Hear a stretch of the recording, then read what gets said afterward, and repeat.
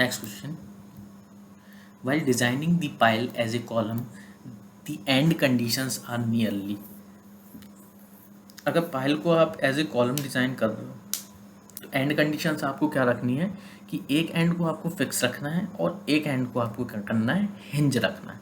ठीक है, तो आपका सी ऑप्शन मिल जाएगा यहाँ पर आपको answer. Okay, next question, according to ISI recommendation the maximum depth of stress block for the balance section of a beam of effective depth d is. ठीक है, तो LSM में जो एक्सी क्रिटिकल न्यूट्रल एक्सिस की डेप्थ है वो KD मान के चलते हैं, और FE 250 के लिए K की वैल्यू कितनी होती है, 0.53D होती है। FE 415 के लिए 0.4D होती है। FE 500 के लिए 0.46D होती है, और FE 550 के लिए 0.44D होती है। ठीक है, तो यहाँ पे आपको जो ऑप्शन मैच करेगा वो ओके, तो यहाँ पे ये नहीं बताया गया है कि कौन सा ग्रेड ले रहे हैं स्टील का। ठीक है, तो जो नियरेस्ट है वो आंसर आप टिक कर सकते हैं, जैसे कि यहाँ पे 0.44D या फिर आप 0.53D मान के चलिए। FE 250 आप माइल्ड स्टील को मान लीजिए, और माइल्ड स्टील के केस में कितनी होती है, 0.53D। तो जो नियरेस्ट ऑप्शन आपको मिलेगा 0.55D मिलेगा, तो यहाँ पे बी ऑप्शन आपका हो जाएगा। Okay, next question, the load factor for live load is greater than dead for dead load. Okay, reason, the live load are more uncertain than dead load. बिल्कुल, कह रहा है कि जो लोड फैक्टर अपन लेते हैं लाइव लोड के case में वो थोड़ा ज़्यादा लेते हैं डेड लोड के रिस्पेक्ट में। ठीक है ना, ऐसा होता क्यों है, क्योंकि जो लाइव लोड है ना, वो काफ़ी अनसर्टेनिटी हो उसमें। लाइव लोड में आपको पता नहीं है कि कब कौन सा लाइव लोड आ जाएगा। ठीक है ना, कितने लोग आपके यहाँ आ जाएंगे, मतलब कि हम जो है हम एक्चुअली लाइव लोड के अंदर ही में आते हैं। ठीक है, तो कितनी आपके पास भीड़ जमा हो जाएगी आपको अभी पता नहीं होता। ठीक है ना, तो अनसर्टेनिटी काफ़ी रहती है लाइव लोड की। डेड लोड को आपको पता है कि यार ये डेड लोड है, बीम का लोड उतना ही है, सीलिंग्स का लोड उतना ही है। ठीक है ना, तो ये सब आपको लोड पहले से ही पता है, मतलब ये चीज़ पता रहती है कि इतना ही रहेगा, इसमें अनसर्टेनिटी कुछ भी नहीं होती है। तो आपका असर्शन भी सही है। ठीक है, और क्या है, रीज़न भी सही है, तो आपका ए ऑप्शन हो जाएगा। ओके,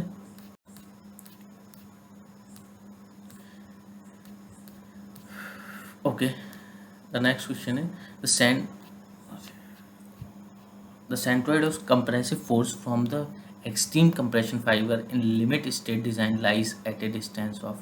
अगर आप IS कोड में देखेंगे तो आपको पता चलेगा कि जो कंप्रेसिव फोर्स का जो सेंट्रॉइड होता है कंक्रीट के केस में from the extreme compression fibre वो 0.416 XU होता है, जहाँ पे XU का मतलब है डेप्थ ऑफ न्यूट्रल एक्सिस। ठीक है, ये आपको स्ट्रेस ब्लॉक आप IS कोड में देखेंगे तो आपको पता चल जाएगा कि ये कंप्रेसिव फोर्स का मतलब कि ये जो है आपको एक स्ट्रेस डायग्राम मिलेगा। यहाँ पे जो 0.36 FC के XU है ये क्या है, कंप्रेसिव फोर्स को दिखा रहा है। ठीक है, टोटल कंप्रेसिव फोर्स को बता रहा है, और ये कंप्रेसिव फोर्स एक्ट कहाँ पे कर रहा है, तो एक्सट्रीम कंप्रेशन फाइबर से 0.42 XU पे लाई करता है। तो जो नियरेस्ट ऑप्शन आपको मिलता है वो 0.416 XU मिलता है।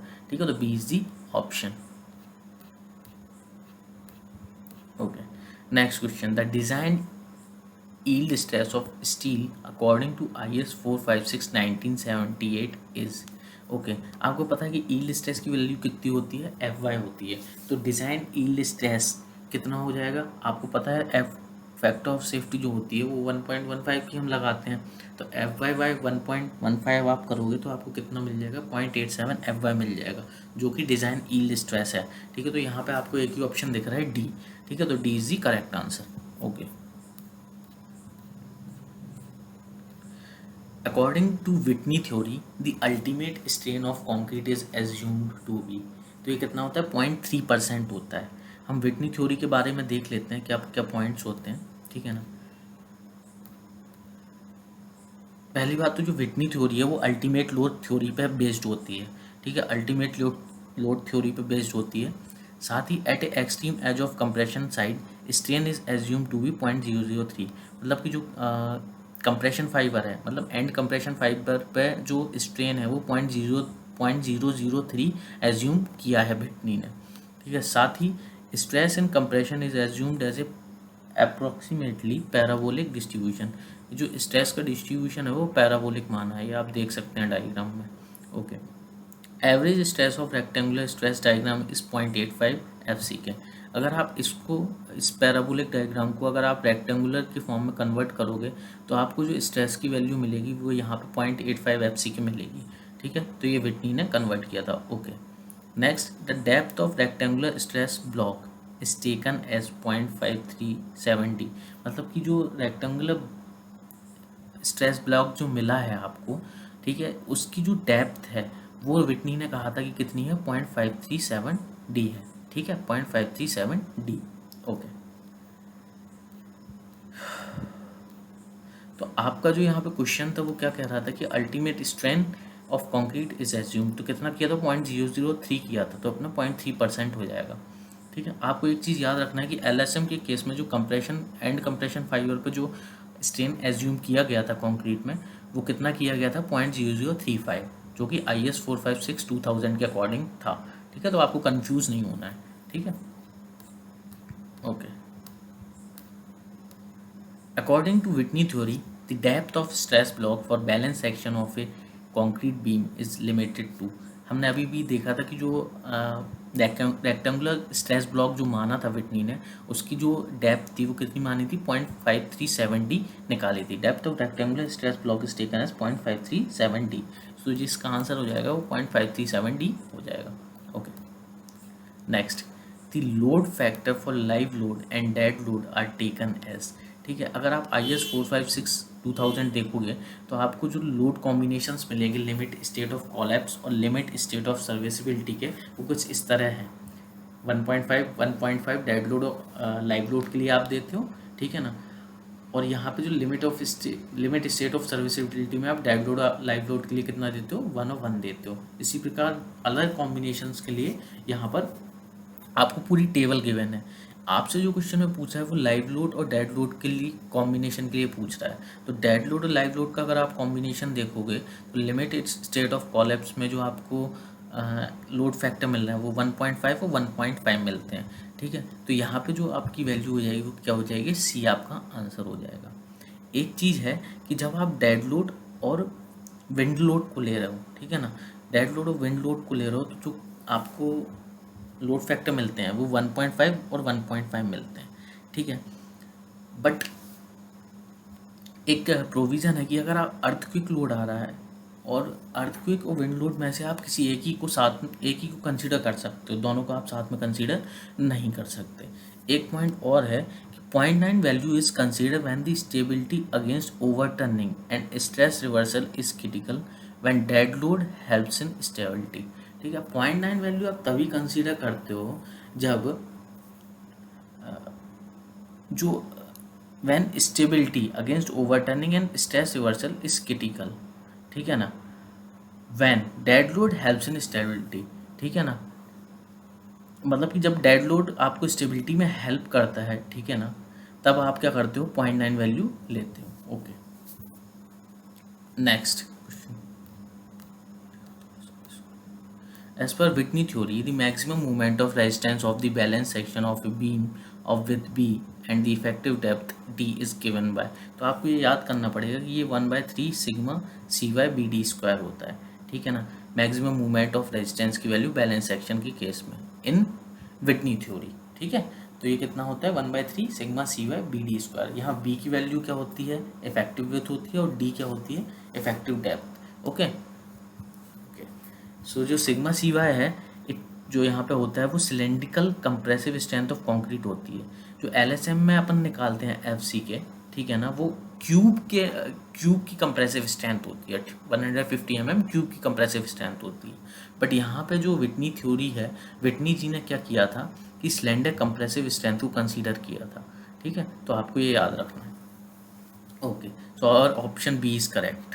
Okay, next question, the maximum shear stress for M15 concrete as per IS 456/1978 in limit state design is।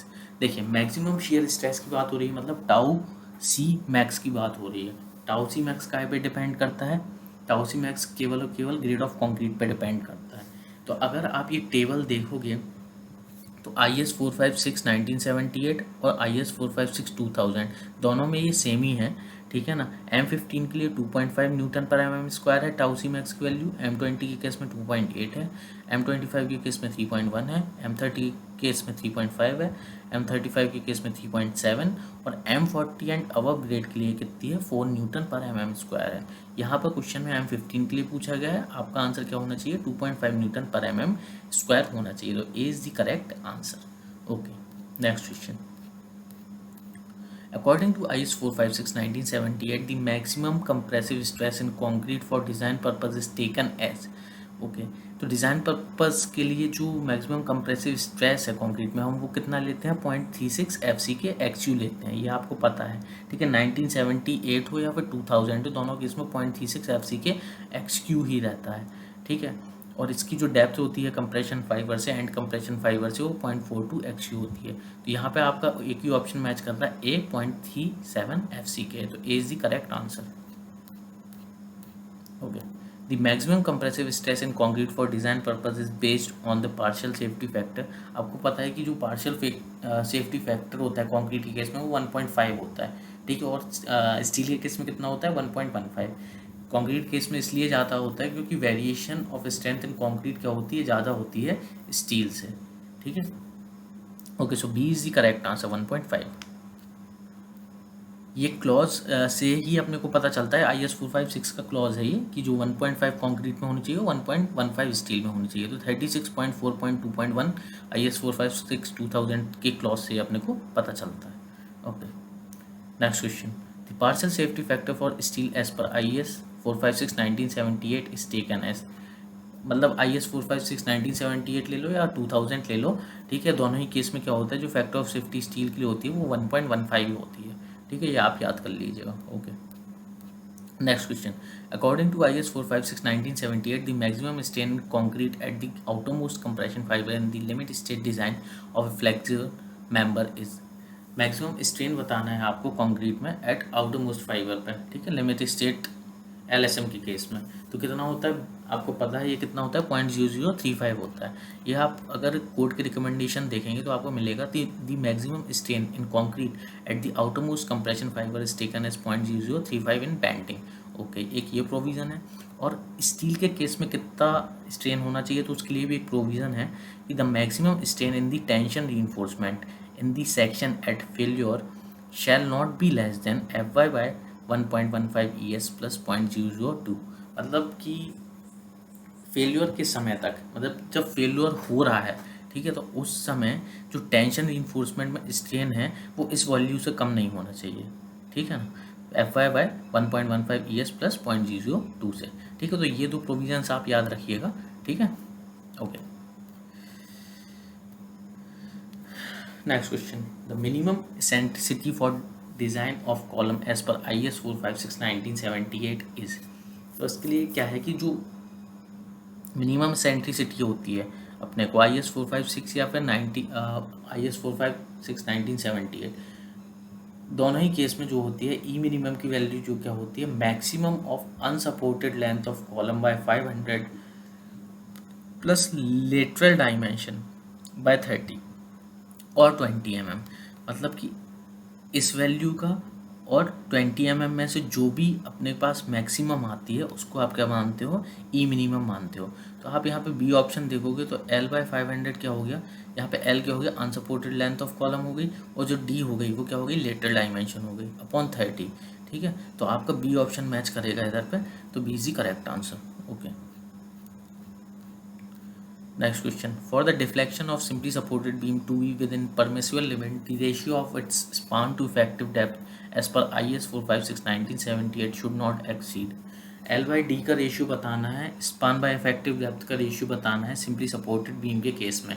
तो आप अगर IS 456 को भी रेफ़र करोगे या IS 456 1978 किसी को भी रेफ़र करोगे तो आपको ये पता चलेगा कि जो basic value of span to effective depth ratio होती है अप टू स्पान 10 मीटर तक, वो कैंटिलीवर के केस में 7 होती है, सिंपली सपोर्टेड के केस में 20 होती है और कंटिन्यूस के केस में 26 होती है। यहाँ पे क्वेश्चन में पूछा गया सिंपली सपोर्टेड के लिए, तो आपकी आंसर क्या हो जाएगा, B is the correct answer, that is 20। Okay.